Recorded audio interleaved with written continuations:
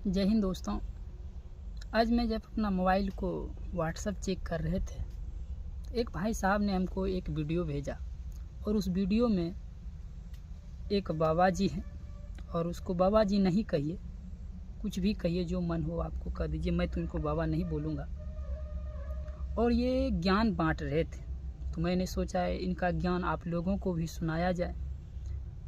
बहुत सारे किताबों में पढ़े होंगे, बहुत सारे विद्वान लोग बोलते भी हैं, पूरी दुनिया की जो रचना किया है वो ब्रह्मा ने किया है। तो ब्रह्मा ने किया है तो फिर अमेरिका में क्यों नहीं ब्रह्मा जी को पूजा जाता है, रूस में क्यों नहीं पूजा जाता है, इंग्लैंड में क्यों नहीं पूजा जाता है, अमेरिका, उत्तरी अमेरिका, दक्षिणी अमेरिका, बुल्गारिया, मतलब ऐसे हजारों देश हैं वहाँ नहीं पूजे जाते हैं, लेकिन भारत में ही क्यों पूजा जाता है।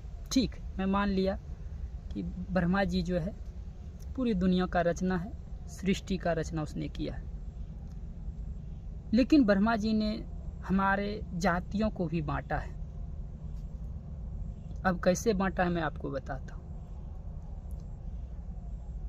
आज के ज़माने में लोग बच्चे को जन्म कैसे देते हैं वो आपको भी मालूम है, पूरी दुनिया को मालूम है।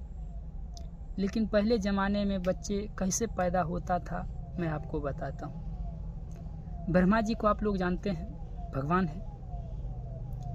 ब्रह्मा जी के मुख से, ये मुख जो है, इस मुख से ब्रह्मा जी को, मुख से ब्राह्मण ने पैदा जन्म लिया था। ये क्षत्रिय जो भुजा होता है उससे क्षत्रिय जन्म लिया है, भुजा से। पेट से, कोनो किताब में पेट से है, कोई सा किताब में जांग से है, जो वैश्य जो व्यापार के करते हैं उसके श्रेणी में आता है।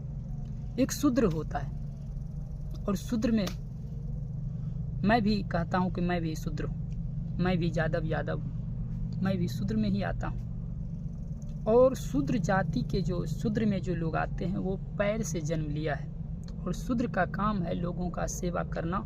उनको संपत्ति रखने का अधिकार नहीं है, कुछ रखने का अधिकार नहीं, ये वर्ण व्यवस्था है। अब मैं आपको इस बाबा की कहानी सुनाता हूँ। पहले आप सब लोग मिलकर इस वीडियो को सुनिए, उसके बाद फिर मैं बात करूंगा। सुन लीजिए पहले इस वीडियो को। शास्त्र कहता है ब्राह्मण चाहे जैसा भी हो, ब्राह्मण को मारना नहीं चाहिए। मानस में भी बात कहा गया है महाराज कि पूज्य विप्र सकल गुणहीना, शूद्र गुण गण वेद प्रवीणा। ब्राह्मण पूजनीय है, चाहे वो गुण से हीन क्यों ना हो। शूद्र गुण गण वेद प्रवीणा, चाहे महाराज शूद्र है, दासी है महाराज, चाहे कितना भी विद्वान हो जाए, लेकिन वो पूजनीय नहीं हो सकता है। ये एक बाबा है और ये अपने आप को बाबा बोलता है, और ये क्या कहा कि ब्राह्मण कोई ज्ञान नहीं है, वेदों का ज्ञान नहीं है, भागवत नहीं पढ़ा हो, कुछ नहीं पढ़ा हो, उनको कोई भी ज्ञान नहीं है, फिर भी वो पूजनीय है। ब्राह्मण जो है उनको कोई ज्ञान नहीं, फिर भी वो पूजनीय है। लेकिन शूद्र, उनको पढ़ाई भी खूब जानकार है, वेद पढ़ा हो, पुराण पढ़ा हो, विष्णु पुराण पढ़ा हो, हर चीज़ का ज्ञान है, वो पूजनीय नहीं हो सकता है। इसका मतलब है ब्राह्मण चोर हो, लुक्कर हो, अपराध हो, डकैत हो, चिनार हो, मतलब कुछ भी हो, वो पूजनीय है, उनको आप पूजिए। और शूद्र कितना भी विद्वान, पढ़े लिखे हो, बुद्धिजीवी हो, समाज में सर्वश्रेष्ठ हो, उनको मत पूजिए। इनका कहने का मतलब है। और ये जो बोल रहा था, और इनके पीछे में जो दर्शक बैठकर सुन रहे थे, वो कोई और समाज के लोग नहीं थे, एक शूद्र समाज के लोग हैं, और वो बैठकर इनकी बातें को सुनता है। अपने बच्चे को इन जैसे जैसे बाबाओं से दूर रखिएगा, अच्छी चीज़ सुनाइएगा।